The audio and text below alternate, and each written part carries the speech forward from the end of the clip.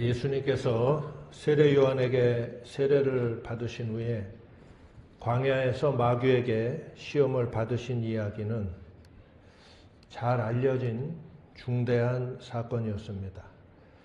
이 세 가지 마귀의 시험에 관해 다양한 의미로 해석과 교훈들이 있고, 또 저도 역시 셀 수 없을 만큼 많은 설교를 지금까지 했습니다. 그럼에도 오늘 우리는 또 이 본문을 다시 읽고 주목하게 됩니다. 모든 말씀이 그러하지만 영원히 우리에게 들려주시는 하나님의 말씀이자 또 성령의 교훈이기 때문입니다. 우리가 아는가 모르는가 하는 것도 중요하지만 더 심각한 것은 아는 것을 지키고 사는가, 아는 것을 실천하고 살아가는가 하는 것이 우리 인생을 결정짓는 중요한 질문입니다. 사람이 착각하는 게 뭐냐 하면 대부분 사람들은 어떤 사실을 자신이 이해하고 자기 마음에도 그걸 동의하고 있으면 의당 자기도 그 지식대로 살아가는 사람이라고 생각을 하는 겁니다. 그런 느낌을 스스로 갖는 거예요. 그리고 자기 모습을 정작에 잘 보지 못합니다. 자기 성찰을 등한히 하기 때문이죠. 예수님께서도 외식하는 자여 먼저 내 눈에서 들보를 빼어라 하고 말씀하셨습니다. 사람의 존재는 자신이 알고 인정하는 지식에 있는 것이 아니라 자신이 지키고 실천해가는 지식에 있습니다. 그게 그 사람의 존재입니다. 우리는 많은 사람이 가는 대로 그러한 착각의 길에서 벗어나려면 자기 자신을 성찰하려는 노력을 해야 됩니다. 내 마음에 가지고 있는 지식이 나를 정의하지 않습니다. 내가 지키고 실천해 나간 내용이 곧 나 자신인 겁니다. 이 양자 사이에서 착각을 가지고 있는 사람이 너무나 많아요. 이것이 하늘의 눈으로 자기 자신을 보는 방법이에요. 마귀가 예수님에게 다가와서 시험을 했습니다. 마귀는 예수님이 가진 지식을 시험한 게 아닙니다.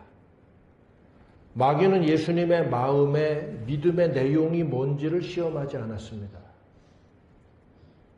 마귀는 예수님이 어떤 선택을 하는지, 예수님의 행위와 결정을 시험한 것입니다.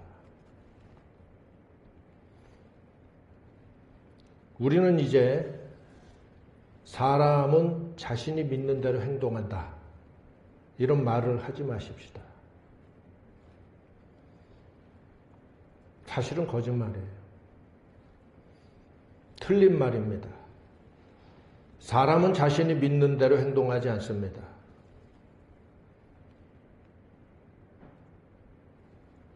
사람이 행동하고 선택하는 것이 곧 그의 믿음일 뿐입니다. 우리는 이렇게 정확한 말로 바꿔야 돼요. 사람이 행동하고 선택하는 것이 곧 그의 믿음이다. 많은 사람의 착각이에요. 그래서 자기가 알고 자기가 마음에 인정하고 있는 이 지식과 이 믿음이 곧 자기라고 생각을 하는 거예요. 그렇게 내가 수많은 사람들을 기대하고 바라보고 했건만은 그들이 알고 인정하고 그들이 마음에 받아들인 믿음대로 살지 않는 것을 수도 없이 봤어요. 다들 진리를 배반할 때는 엉뚱한 짓들을 합니다. 그래서 사람은 자신이 믿는 대로 행동하지 않습니다. 그가 선택하고 행동하는 게 그의 믿음인 거예요. 그래서 마귀가 여기 와서 예수님이 어떤 믿음, 어떤 사상을 가지고 있는가, 어떤 지식을 가지고 있는가, 그걸 시험하지 않았어요. 예수님의 결정과 선택, 예수님이 어떤 행위를 선택할 것인가, 그걸 시험한 거예요. 이게 마귀 시험의 본질입니다.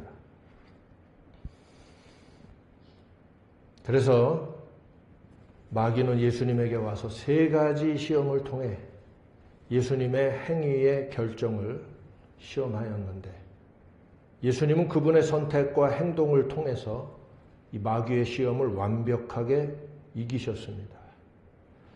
예수님의 시험 기사에서 바로 이 점을 우리가 놓쳐서는 안 됩니다. 우리에게도 동일하게 다가오는 것들이기 때문입니다. 마귀가 예수님에게 와서 첫 번째 한 시험은 40일을 금식하신 예수님더러 돌들을 떡덩이가 되게 하라 하는 말이었습니다. 사람의 몸을 가지신 예수님이시기에 40일을 금식하신 후에 가장 필요하고 시급한 것은 음식이었을 것입니다. 당연하죠. 생존의 필요입니다. 그래서 이것은 기본 욕구의 시험입니다. 사람은 무엇으로 삽니까? 먹고 살아야 사람이죠. 못 먹고 죽으면 시체지 사람이 아니잖아요. 그러니까 인간은 반드시 먹어야 삽니다. 그래서 먹고 사는 문제는 모든 인생의 최대 화두이고 사람이 살면서 가장 많이 하는 생각은 먹는 생각일 겁니다. 지금도 그 생각을 갖고 있는 사람이 있다가 들킬지도 몰라요. 사람이 아침에 일어나면 아침 먹을 걱정, 아침 먹고 나면 점심 먹을 걱정, 점심 먹고 나면 또 저녁 먹어야죠. 또 사이사이에 간식 생각. 이 먹는 생각으로 하루 사이클이 돌아간다고 보아도 무방할 정도예요. 그리고 나머지 고상한 생각은 그 사이사이에 이제 끼어 있는 거죠. 이게 인간이에요. 하물며 지금 이제 생존의 위기에 직면해 있는 인간인 예수님에게 마귀가 와서 시험한 것은 너는 전능자이니 이 돌들을 떡덩이가 되게 하라 하는 것이었습니다. 그러나 예수님의 행동은 그 자연스러운 행동으로 나가지 않으셨습니다. 사람이 무엇으로 사는가? 인간의 생명은 먹는 문제로 해결되는 게 아니라 하나님의 입으로 나오는 모든 말씀으로 사는 것이다. 말씀의 가치 위에 있을 때 비로소 사람의 생명은 살게 되는 겁니다. 이건 철학적인 얘기가 아니에요. 이것은 실존의 이야기입니다. 어떤 사람은 잘 먹고 살아가는 게 도리어 많은 사람에게 저주와 사망이 되는 예가 얼마든지 있습니다. 사람이 잘 먹고 산다고 그 사람의 생명이 그 사람이 그 생명의 사람 되는 게 아닌 걸 알 수 있습니다. 이런 사람들을 잘 먹고 잘 살기보다 좀 죽어주면 세상도 좀 숨을 쉬고 여러 사람이 살아날 것입니다. 이런 일이 실제로 많지요.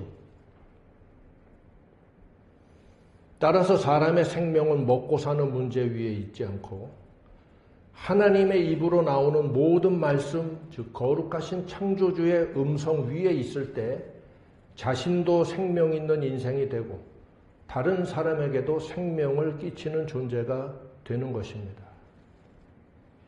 하나님의 입으로 나오는 모든 말씀, 브콜 아도나이 엘로헤이, 카, 엘로헤누, 우리 하나님, 너의 하나님. 어디서 나온 말이에요?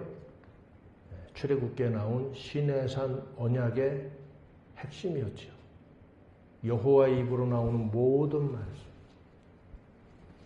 성도는 잘 먹고 산다고 사람이 아닙니다.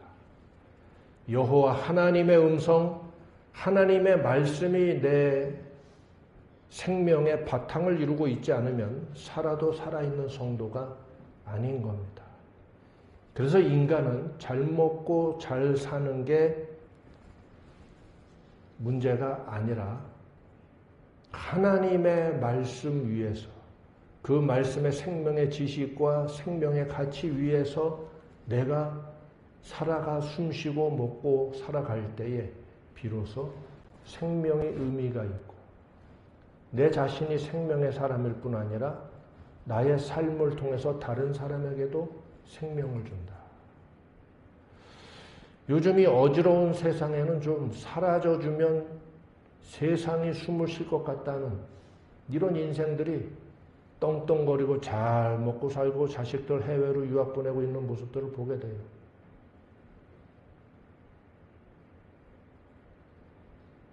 먹고 사는 게 인생의 문제가 아님을 명확하게 알 수 있는 사례들이에요. 그래서 인간은 먹고 사는 게 먼저가 아니다. 예수님이 이렇게 사탄의 첫 번째 시험을 물리치셨습니다. 그러자 이 마귀는 아직 배고프신 예수님을 예루살렘으로 또 데려가서 성전 꼭대기에 세우고 두 번째 시험을 하였습니다. 마귀는 참 잔인하죠. 지밖에 모릅니다. 지 하는 일이 가장 우선이죠. 예수님 배고픈 거는 좀 둘째입니다. 자, 이 두 번째 시험은 정체성의 시험입니다. 마귀는 예수님에게 제안했습니다. 내가 만일 하나님의 아들이어든 뛰어내리라. 그리고 성경까지 인용하면서 기록하였으되 저가 너를 위하여 그 사자들을 명하시리니 저희가 손으로 너를 받들어 발이 돌에 부딪히지 않게 하리로다 하였다 한 겁니다. 예수님은 멋있게 뛰어내리심으로써 자신이 하나님의 아들이시라는 것을 증명할 수도 있었습니다. 그러나 그렇게 하는 순간 그분은 자기를 증명해야 되는 존재, 즉 자기 정체성이 아직 확립되지 않은 자인 게 되겠지요.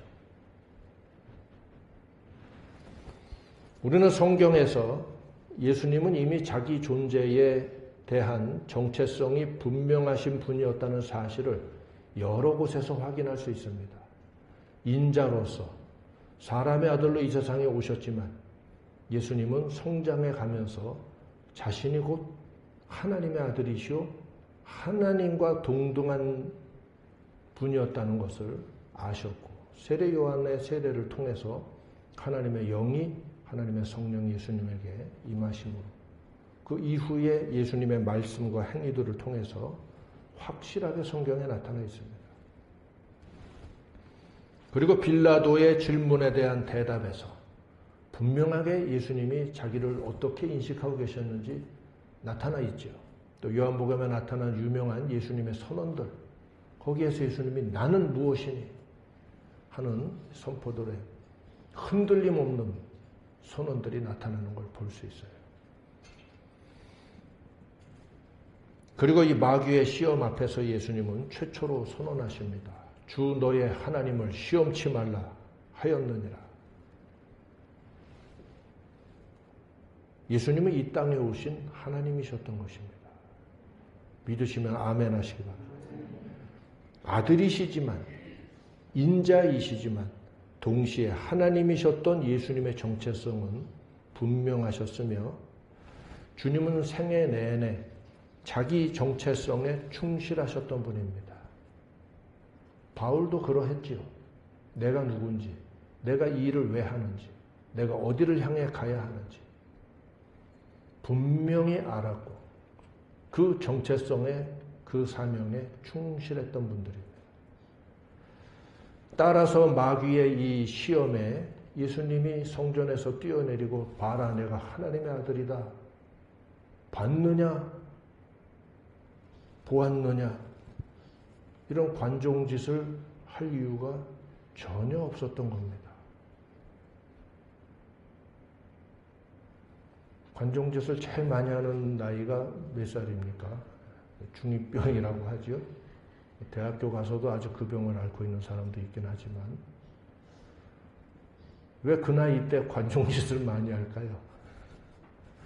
자기 정체성이 아직 자기 자신에게 서지 못한 거예요. 뭔가 자기 존재 증명을 하려고 하고 자기 인정을 확인하려고 하는 거죠. 자기 정체성이 불분명한 사람들이 마귀의 이러한 시험에 자기를 증명하려고 어리석은 짓들을 하곤 합니다. 그리고 정작 증명되는 것도 없이 자기 어리석음만 나타날 뿐입니다. 오늘 여러 교회들, 여러 목사들이 하는 일이 이와 같습니다. 너는 누구입니까? 라는 질문에 뭐라고 대답하실 건가요? 실은 자기 정체성이 없기 때문에 이런 일, 저런 일들을 하는지 모르겠습니다.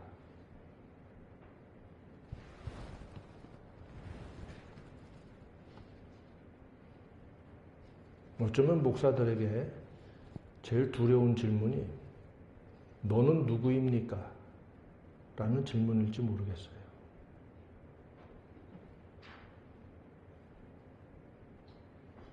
가상의 질문들은 가지고 있을지 모르죠.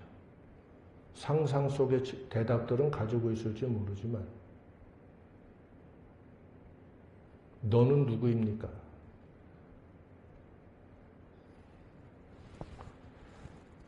사람들이 요한에게 말했죠. 똑같은 질문, 너는 누구냐? 그러면 너는 누구냐? 요한은 주저없이 곧바로 대답했습니다. 나는 소리요. 빈들에서 외치는 자의 소리라. 한태로 나는 소리일 뿐이다. 요한은 자기가 누구이며 자기가 하는 일이 무엇인지 분명히 알았죠. 그는 자기를 소리라고 인식했고 그것은 하나님의 대원하는 소리라고 확실히 알았기 때문에 당대 최고의 권력자인 헤롯 안티파스를 향해서도 강렬한 메시지를 선포했고 그것이 자기에게 칼이 되어 돌아오는 줄 알았음에도 요한은 주저없이 책망의 말을 선포하고 목이 잘려 순교를 당하셨죠. 왜? 나는 소리였기 때문에 소리의 사명을 다.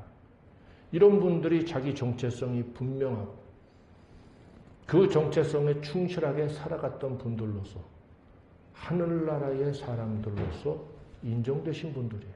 별과 같은 분들입니다.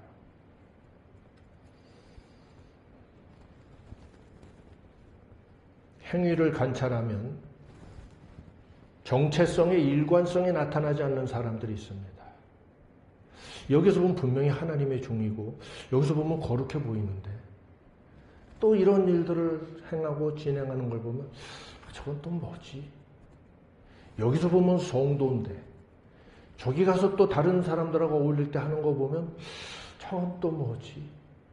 정체성의 일관성이 나타나지 않는 행위를 하는 사람들, 이런 사람들은 자기 정체성이 없는 사람들이에요. 자기 정체성이 분명한 사람들은 행위의 일관성이 있습니다. 왜? 모든 행위는 그 정체성의 바탕 위에서 이루어지는 거기 때문에. 그래서 내가 사람들 볼 때 실망할 때가 참 많아요. 특히 성도들은 내가 접고 보니까 실망을 덜 하는데 그 이상의 되는 지도자들과 함께 할 때는 많은 실망이 있어요. 기대치에 어긋나니까. 적어도 지도자라면, 더군다나 정신적인 지도자, 영적인 지도자, 인생들의 지도자요, 교사요 한다면 그의 모든 행위를 통해서 일관된 정체성이 드러나야 되잖아. 미안하지만 정체가 불분명한 사람은 천국에서 받지를 않습니다. 성도도 마찬가지. 모든 인생이 공평합니다. 여기서. 아마 천국 문 앞에서 문 지키는 천사가 물을 겁니다. 너는 누구냐? 그리고 또 한마디 하겠죠. 우물거리고 있으면. 너는 뭐였냐? 이 말에 대답해야 천국 문지기가 문을 열어줄 거예요. 내가 만일 하나님의 아들이어든 자기를 증명하기 위해서 하는 사역은 사역이 아닙니다. 아까 말했듯이 그걸 관종짓이라고 요즘 말하는 것 같아요. 재밌는 용어가 만들어졌어요. 자기를 찾으려면 사역을 하지 말고 수행을 해야지요. 목회는 자기 증명을 위한 수단이 되어서는 안 됩니다. 누구한테 뭘 증명하려고 하는 건데? 자기 가치를 증명하기 위해 하는 것이 목회가 아닙니다. 또 교회는 무엇입니까? 오늘날 교회는 자기 정체성을 가지고 있나요? 우리 교회는 가지고 있죠. 언제부터인가 교회는 세상과 구분이 모호해졌습니다. 성과 속의 경계가 허물어져 있어요. 여러 생각 있는 사람들이 지적하고 있는 거죠. 교회가 생계의 방편으로 부흥을 추구하고, 오늘날 또 자기 가치 증명을 위해서 부흥을 추구하고, 그 소위 말하는 부흥이라는 게 교인들의 수가 많아지는 걸 부흥이라고 대충 생각하지요. 부흥의 참된 의미로부터도 벗어나 있을 뿐만 아니라 이게 교회의 생계를 위해서, 교회의 자기 가치 증명을 위해서 부흥을 추구하고, 그래서 많은 사람들을 단시간에 교회로 받아들이고, 교회가 빨리 자립도 하고, 또 더 늘리고, 건축도 더 확장해서 하고, 세상에서도 인정받고, 교계에서도 부끄럽지 않은, 작으면 그럼 부끄러운 건가? 이런 교회가 되기 위해서 애들 쓰면서 전도도 열심히 하기 위해서 성속의 구분을 스스로가 허물어버렸어요. 교회의 담은 밖에서 허물어진 게 아니라 안에서 허물어버린 거예요. 세상 권력이 아무리 강하다 할지라도 교회 담장을 세상의 권력이 허물 수가 없어요. 밖에서는. 교회의 담이 허물어지는 일은 교회가 스스로 자기 담을 헐어버릴 때만 가능한 거예요. 오늘날 사람들의 인식 속에서 목사는 거룩한 성직자인가요? 교회가 거룩됨을 스스로 허물어버린 순간 복음의 능력도 하나님의 거룩한 영광도 모두 사라지고 마는 겁니다.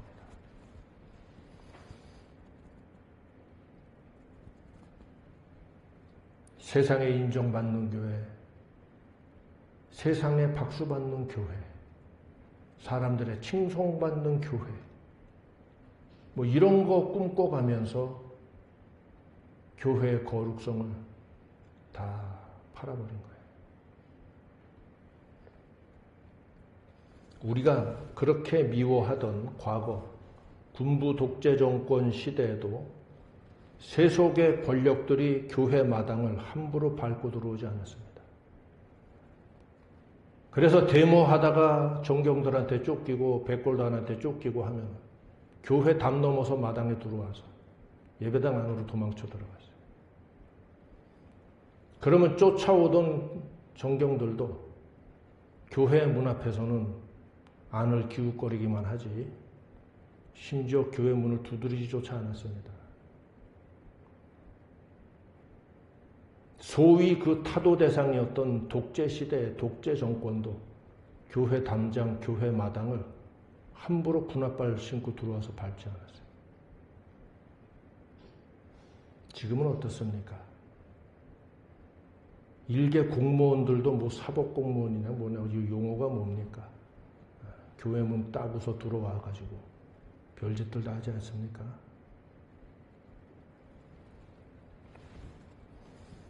그 시대에 그렇게 하지 못했어요.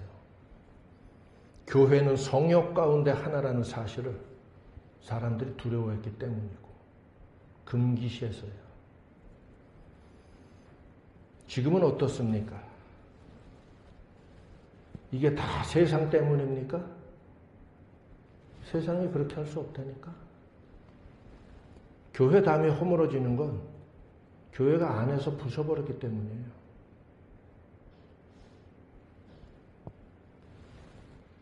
교회들이 스스로 자기 정체성을 저버렸고 성도들이 자기가 누군지 정체성을 모르는 채 살아가고 있기 때문이에요.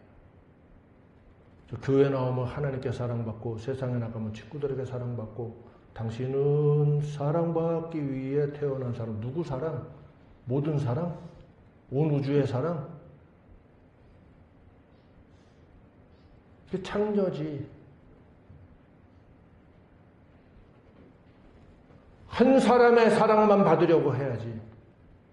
한 분에게만 인정받으려고 해야지. 그게 목사요, 성도요, 제자입니다. 나머지는 인정하면 하는 거고 아니면 할 수 없는 거예요. 오직 한 분에게만 인정받고 한 분에게만 사랑받으러 가는 게 진정한 신부지.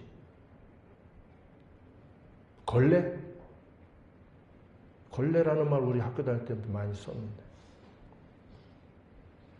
교회가 뭐 걸레입니까? 교회는 가장 거룩한 곳입니다. 거룩한 신부와 같습니다. 교회는 세속이 아니에요. 교회는 하나님의 나라예요. 하나님의 땅이에요. 하나님의 권세예요. 하나님의 영광이에요. 하나님의 말씀입니다. 이 세상 가운데 증거돼요.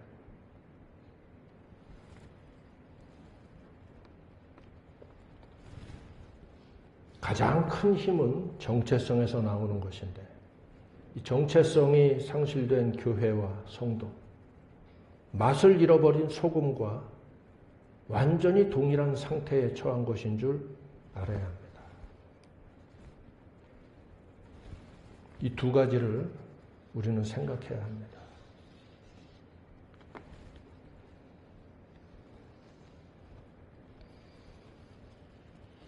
그러자 이 사탄이 더 이상 할 말이 없잖아요.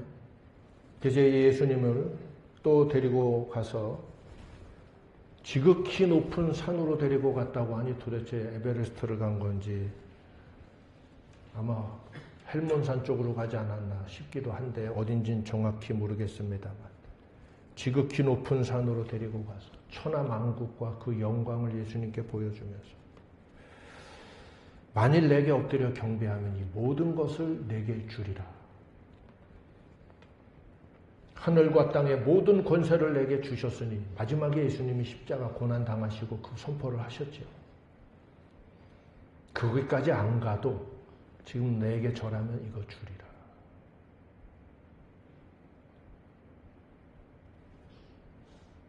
자아실현의 시험이에요. 그러나 여러분, 하늘과 땅의 모든 권세를 내게 주셨으니 한 이 위대한 선언, 하나님이 주신 놀라운 축복은 예수님의 목적이었을까요? 예수님의 목적은 하늘과 땅의 모든 권세를 얻으려는 게 아니었어요. 예수님은 이 땅에 오셔서 죄인들을 위하여 자기 목숨을 주기 위해서 오셨고 죄인들을 대속하시기 위하여 이 땅에 오셨던 거예요. 예수님은 자아실현을 하려 오신 게 아니에요. 자기 가치를 성취하려고 오신 게 아닙니다. 예수님은 도리어 자신의 가치를 버리시고 이 가치 없는 죄인들을 위해서 당신의 생명을 주고자 이 땅에 오셨던 거예요. 예수님은 이 사탄의 제안 앞에서 일말의 흔들림도 없으셨습니다.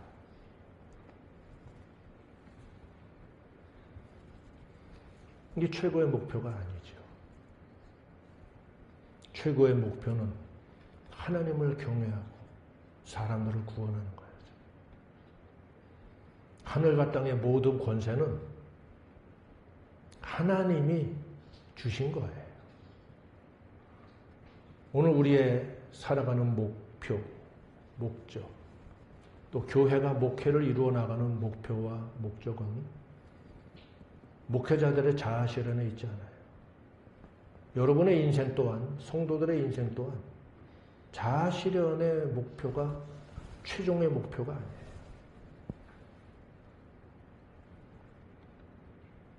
원래 인간이 생존의 욕구, 기본 욕구가 해결되고 그 필요가 충족되면 이제 마지막에 가치 있는 것들을 실현하라고 합니다.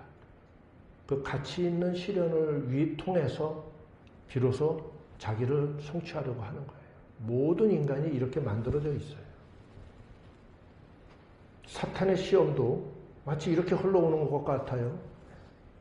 마지막에 예수님의 최고의 자아실현, 최고의 가치. 마지막에 네 인생에 얻을 것이, 네가 얻을 것은 결국 이거 아니었냐. 이거 목적으로 온 거다.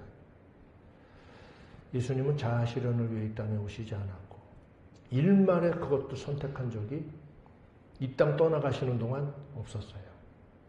주님은 다만 하늘로부터 주신 사명 그리고 자기 마음에 품으셨던 죄인들을 구원하고자 하셨던 희생의 사역을 완성하시고자 했을 뿐이에요. 그리고 주님은 그 길을 가셨습니다. 마귀는 감히 이걸 가지고 예수님에게 와서 시험을 한 거예요.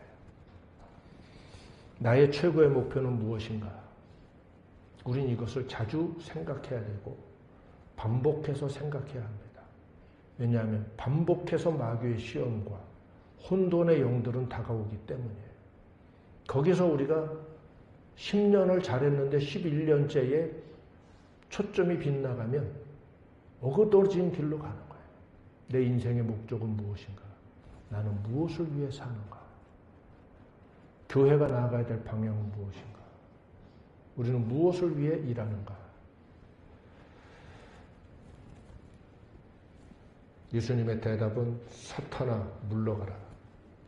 기록하였으되 주 너의 하나님께 경배하고 다만 그를 섬기라 하였느니라. 오직 하나님을 섬기고 하나님을 경외할 뿐이요 영광과 상급과 권세는 그가 주시든 마시든 내 관심 밖에 있다.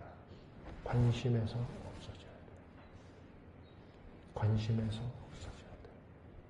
하나님이 주신 사명의 실현, 그리고 하나님을 사랑하고 하나님만 경외하는 것, 이것만이 내 관심이어야 돼. 나머지는 모든 관심에서 다 벗어나야 돼. 그래서 저도 관심 없습니다. 그리고 날마다 관심 끕니다. 꺼요. 모든 걸 행하나 이 모든 게 오늘 아침 먹고 가지고 있다가 오늘 점심에 다 날아갈 수도 있다. 모든 게 다 죄다. 날마다 고백하고 날마다 생각합니다. 내 목숨조차도 다 죄다. 아침에 숨쉬고 점심에 죄가 될 수도 있다. 내 목적은 오직 하나님을 경외하고 사람들을 사랑하고 하나님의 구원의 말씀을 어두운 세상 가운데 증거하고 어찌하면 주의 복음을 전할 수 있을까? 어떻게 하면 하나님의 일을 할 수 있을까? 그거 말고는 나의 목적도 없고 원함도 없다. 매일매일 반복해서 고백해야 돼요. 자아 실현하는 게 목사의 목적이 되어서는 안 돼요. 많은 목사들이 그 길로 갑니다. 개척교회 때는 그거 할 정신이 없어요. 1차적인 목표가 해결되지 않았기 때문에, 생존의 목적이 해결되지 않았기 때문에. 그러나 중견교회로 가고 중견교회 넘어서 대형교회로 가면 생존의 문제, 정체성의 문제 다 해결될 거예요. 그러면 이제 생각하는 게 자아 실현을 이제 향해서 나아갑니다. 자기 가치 증명을 하려고 해요. 내용은 거창하고 뭐 다 좋아요. 그래서 세상에서도 박수 받는 교회, 칭찬받는 교회, 세상이 인정하는 교회, 메시지도 그렇게 하고, 그래서 하나님께도 인정받고 세상에도 박수받는 좋은 교회가 되는, 이런 거 지금 추구하면서 대형 교회화되어 한국 교회 모습 아닙니까? 지금 이 나라 꼴이 어떻게 되어 있으며 교회는 세상으로부터 어떤 대접을 받나요? 하나님은 그걸 이미 선지자들 때부터, 호세아 선지자 때부터 그 이하로부터 성도의 영적인 음란함에 대해서 내내 책망하셨어요. 선지자들이 할 줄 몰라서 안 했던 게 아니에요. 교회는 거룩해야 되기 때문에, 이 가치를 지켜야 하기 때문에 했던 거거든. 이 사탄의 자아 실현의 요구 앞에 많은 목사들이, 그리고 거기에 부안해동하는 많은 교인들이 힘을 합쳐서 대형화 추구해 나가면 세상에도 인정받고 칭송받는 교회. 그래서 오늘날 세상이 교회 칭송합니까? 오늘 우리는 이 사탄의 세 가지 시험은 항상 현재형으로 우리의 삶에 공존하고 있다. 언제 어느 순간이라도 마귀는 틈을 봐서 이 세 가지 시험, 먹고 사는 문제를 가지고, 정체성의 문제를 가지고, 그리고 마지막 자아 실현의 시험을 가지고 와서 요구한다. 예수님은 이 사탄의 세 가지 시험을 물리치셨습니다. 할렐루야. 그리고 이 사탄의 시험을 다 물리치셨을 때 천사들이 와서 예수님을 수종하더라. 할렐루야. 아마 가장 아름다운 음식으로 예수님을 위로하여 주시지 않았나, 이런 상상도 해봅니다. 오늘 우리가 생각합니다. 이 마귀의 세 가지 시험은 항상 나에게도 다가올 수 있구나. 내가 없을 때, 내가 가장 힘들 때 다가오는 시험. 그리고 내가 인생의 모든 문제들, 급급한 것들이 다 해결되고 났을 때, 여유가 생겼을 때 다가올 수 있는 시험들이 무엇이지? 항상 그 자리에서 내가 잃지 말고 놓치지 말아야 될 게 뭔지, 오늘 이 말씀을 통해서 생각하고 예수님처럼 승리하는 인생 되시기를 축원합니다. 우리 잠시 기도하십시다. 우리 자신 인생을 돌아보고 하나님 앞에 우리의 말로서 기도를 드리십시다. 할렐루야. 고마우신 아버지 하나님, 오늘 저희들 예수님의 시험당하신 이 기사를 통해서 돌아보게 하여 주시고, 주여, 이 일들은 오늘 우리에게도 다가오는 현존하는 위험들이고, 많은 사람들이 이것이 마귀의 시험인지 깨닫지 못하는 채 그대로 가고, 심지어 선악과 같은 것을 따먹는 일을 하기도 하고, 무너지기도 하고, 그릇된 일로 가서 헛된 영광을 추구하기도 하나, 이 모든 것들이 이 사탄의 길을 따라가는지 깨닫지 못하는 일이 너무나 많사오니, 근신하라, 깨어라. 너희 대적 마귀가 우는 사자와 같이 두루다니며 삼킬 자를 찾나니, 너희는 정신을 차리고 깨어 저를 대적하라 말씀하신 사도들의 교훈을 기억하게 하사 항상 근신하고 깨어서 마귀의 유혹에 흔들리지 않게 하시고, 세상을 위해, 내 욕심을 위해, 내 공명심을 위해 살지 않게 하여 주시고, 다만 이 세상을 사는 동안 예수 십자가의 사랑을 위해 살며 하나님을 공경하고 세상을 향한 사랑의 사명을 감당코자 하는 이 뜨거운 사명감을 가지고 끝날까지 흔들리지 아니하고 잘 달려갈 수 있는 삶의 승리자들, 승리하는 제자의 인생들이 될 수 있게 하여 주시옵소서. 오 주여, 감사하고 찬양합니다. 예수님 이름으로 기도하옵나이다. 아멘.